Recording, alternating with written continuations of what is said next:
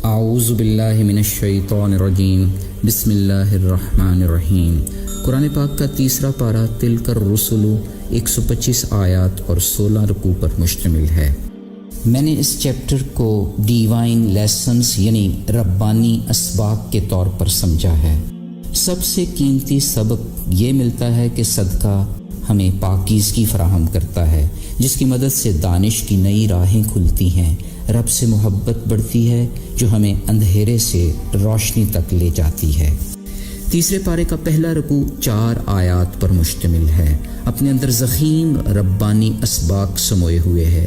پہلی آیت میں اللہ تعالیٰ کی راہ میں خرچنے کا بیان ہے۔ ایمان والوں کو نصیحت کی جا رہی ہے کہ خدا کے دیے ہوئے رزق میں سے اللہ کی خاطر خرچ کریں۔ قرآن پاک کی سب سے فضیلت والی آیت مبارکہ یعنی آیت الکرسی اسی رکوع کا حصہ ہے، جو واضح کر رہی ہے کہ رب کے سوا کوئی عبادت کے لائق نہیں۔ ذات باری تعالیٰ ہمیشہ سے ہیں اور ہمیشہ رہیں گے، دوسروں کی دیکھ بھال کرنے والے ہیں، اس کی ذات اقدس سے کوئی چیز چھپی ہوئی نہیں۔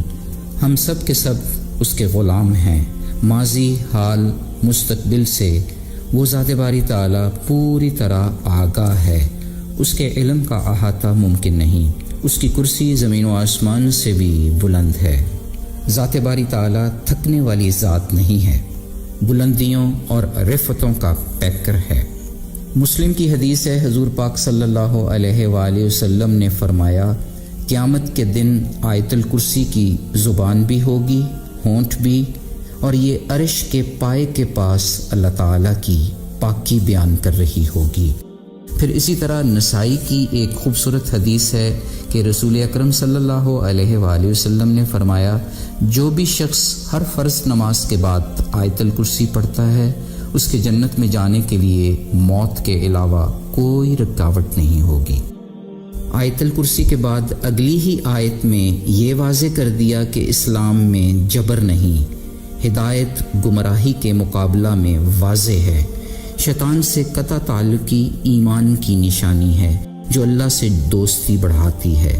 اپنے اہل ایمان کو رب تعالی اندھیروں سے نکال کر نور کی طرف لاتا ہے۔ دوسرے رکوع میں نمرود کا ابراہیم سے مناظرہ واضح کر رہا ہے کہ زندگی اور موت رب کے ہاتھ میں ہے۔ اسی طرح حضرت عزیر علیہ السلام کے واقعہ سے وضاحت ہو گئی کہ رب تعالی ہر چیز پر قادر ہیں۔ اس چیپٹر کے تیسرے رکوع میں اللہ کی راہ میں خرچ کرنے کی برکات کا تذکرہ ہے۔ رب کی راہ میں خرچ کرنے کی مثال ایسے ہی ہے جیسے ایک دانہ بونے سے 7 بالیاں نکلیں اور ہر بالی میں 100 دانے ہوں۔ صحیح مسلم کی حدیث پاک ہے، اللہ کے پیارے حبیب صلی اللہ علیہ وآلہ وسلم فرماتے ہیں، ابن آدم کا ہر عمل 10 سے 700 تک بلکہ اس سے بھی زیادہ جس قدر اللہ چاہے بڑھا دیتا ہے۔ یہ رکوع مزید واضح کر رہا ہے کہ احسان جتلانے سے بہتر ہے اچھی بات کہہ دی جائے۔ خلوص دل سے دیے گئے صدقہ کی مثال ایسے ہی ہے جیسے کوئی باغ دگنا پھل دے۔ پھر چوتھے رکوع میں رب تعالیٰ کی راہ میں اچھا مال خرچ کرنے کا سبق دیا جا رہا ہے، مگر ساتھ ہی ساتھ تنبیہ بھی کی جا رہی ہے کہ شیطان دلوں میں وسوسے ڈالتا ہے، فقیری کا خوف پیدا کرتا ہے۔ ترمذی شریف کی حدیث ہے، رسول اللہ صلی اللہ علیہ وآلہ وسلم نے فرمایا، شیطان انسان کے دل میں وسوسہ پیدا کرتا ہے، اور ایک فرشتہ جو اس انسان پر مقرر ہے وہ نیکی کی رہنمائی کرتا ہے۔ شیطان وسوسہ دلا کر حق سے ہٹاتا ہے اور فرشتہ بھلائی کو یاد دلا کر حق کی طرف مائل کرتا ہے۔ جس کے دل میں بھلائی کا خیال آئے وہ سمجھ جائے کہ یہ نیک خیال اللہ کی طرف سے ہے اور اللہ کا شکر بجا لائے، اور جس کے دل میں وسوسہ آئے وہ شیطان سے اللہ کی پناہ مانگے، یعنی اعوذ باللہ من الشیطان الرجیم پڑھے۔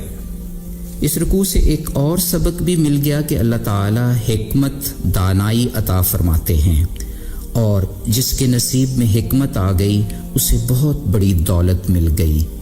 یہ بھی واضح کر دیا گیا کہ ان باتوں سے عقل مند لوگ ہی سبق لیتے ہیں۔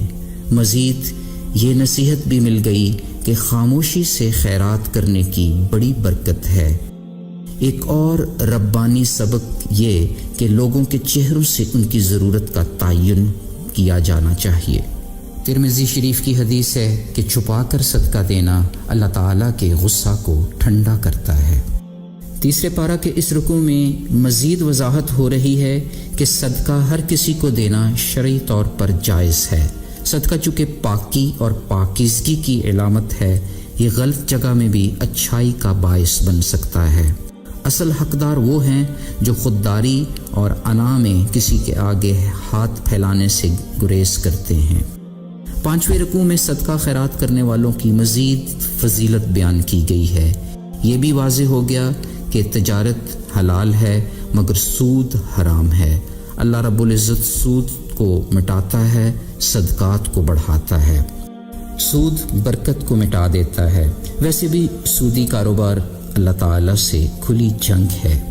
اس رکوع سے یہ سبق بھی مل گیا کہ نعمتوں کی شکر گزاری اور مخلوق کے ساتھ حسن سلوک کرنے والوں پر نہ کوئی خوف طاری ہوگا اور نہ ہی وہ غمگین ہوں گے۔ یہ ڈیوائن لیسن بھی مل گیا کہ قرض حسنہ سود سے کہیں بہتر ہے، لیکن قرض دار سے ہمیشہ آسانی کا معاملہ فرمانا چاہیے۔ ہمیں ہماری کمائی کا پورا بدلہ ملے گا۔ فرمان رسول ہے کہ قرض کے معاملہ میں جس نے کسی تنگ دست کو مہلت دی یا اس کو معاف کر دیا تو اللہ تعالیٰ قیامت کے دن اسے اپنے عرش کے سایہ میں جگہ عطا فرمائیں گے۔ چھٹے رکوع میں ایک اور وضاحت بھی ہو گئی کہ قرض کے معاملات کو تحریر میں ضرور لانا چاہیے۔ رہن گروی رکھنا شرعی طور پر جائز ہے، مگر رہن کے ساتھ قبضہ کی قید بھی ضروری ہے۔ ساتویں رکوع میں اللہ رب العزت واضح کر رہے ہیں کہ وہ دلوں کے بھید خوب جانتا ہے۔ یہ سبق بھی مل گیا کہ اللہ پاک کسی نفس پر اس کی طاقت سے زیادہ ذمہ داری کا بوجھ نہیں ڈالتا۔ پھر اس رکوع میں اللہ تعالیٰ دعائیں مانگنے کی ترغیب ہی نہیں دیتے بلکہ طریقہ بھی سمجھاتے ہیں اور ان دعاؤں کی قبولیت کا اشارہ بھی دیا جاتا ہے۔ سرور کونین محمد مصطفیٰ صلی اللہ علیہ وآلہ وسلم فرماتے ہیں، مجھے 2 نوروں کی خوشخبری دی گئی ہے۔ یہ دونوں نور مجھ سے پہلے کسی نبی کو عطا نہیں کیے گئے۔ پہلا نور سورہ فاتحہ اور دوسرا نور سورہ بقرہ کی آخری 2 آیات ہیں۔ جو بھی ان دونوں میں سے کوئی حرف بھی تلاوت کرے گا تو اسے مانگی ہوئی ہر جائز چیز مل جائے گی۔ اس پارہ میں سورہ آل عمران کا پہلا رکوع قرآن کریم کے آسمانی کتاب ہونے کی دلیل پیش کر رہا ہے۔ اللہ رب العزت کے وسیع علم کی نشاندہی کر رہا ہے۔ اہل علم کی خوبصورت دعا بھی اسی رکوع میں ہے۔ ربنا لا تزغ قلوبنا بعد اذ ہدایتنا وہب لنا من لدنک رحمۃ انک انت الوہاب۔ اے ہمارے رب، ہمیں ہدایت دینے کے بعد ہمارے دلوں کو ٹیڑھا نہ کر دینا اور ہمیں اپنے پاس سے خاص رحمت عطا فرمانا، بے شک آپ ہی سب کچھ عطا کرنے والے ہیں۔ دوسرے رکوع میں واضح کر دیا گیا کہ قیامت کے دن مال اور اولاد کام آنے والے نہیں ہیں۔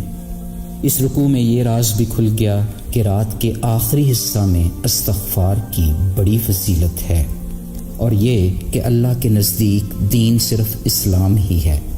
تیسرا رکوع یہ واضح کر رہا ہے کہ یہود کسی بھی آسمانی کتاب کو نہیں مانتے، اور یہ کہ کفار سے دوستی کی ممانت ہے۔ اللہ تعالیٰ کے علم و قدرت کی ہمہ گیری اسی رکوع کا موضوع ہے۔